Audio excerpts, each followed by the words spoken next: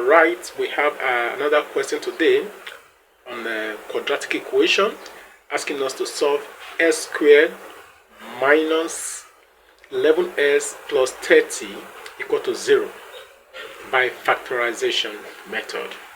Now, in solving this, there's something we need to know. As far as this s squared is just units, that is 1, but it's not usually written by it.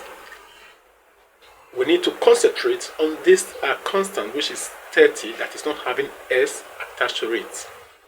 Now, what we look at for there is the factor or the factors of 30 that can multiply themselves to give us plus 30, and those same factors, when you add them, they will give you minus 11.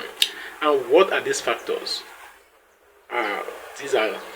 These are minus 5 and minus 6, because minus times minus we get plus, 5 times 6 we get 30. Then for the addition now, if you add minus 5 minus 6, you are going to have minus. Alright, so if that is the case, we'll continue. S squared minus, instead of writing 11x now, we'll now split this 11 into 5x and 6s respectively. 5s minus 6x, then plus this 30 in the question, plus 30 equal to 0. Please, this is not part of it. Alright, now we have done this. At this point, we are now free to introduce our brackets. We can introduce our bracket at this level.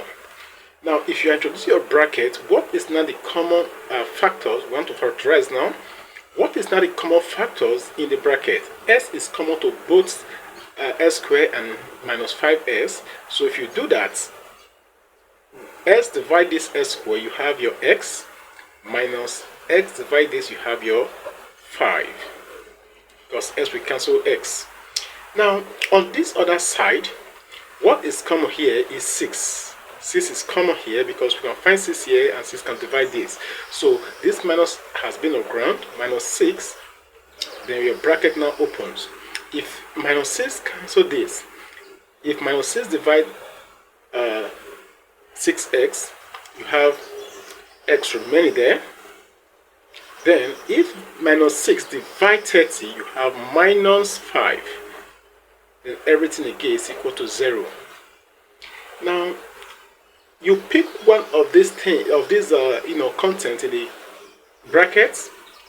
So you'll now be having x minus 5 in brackets.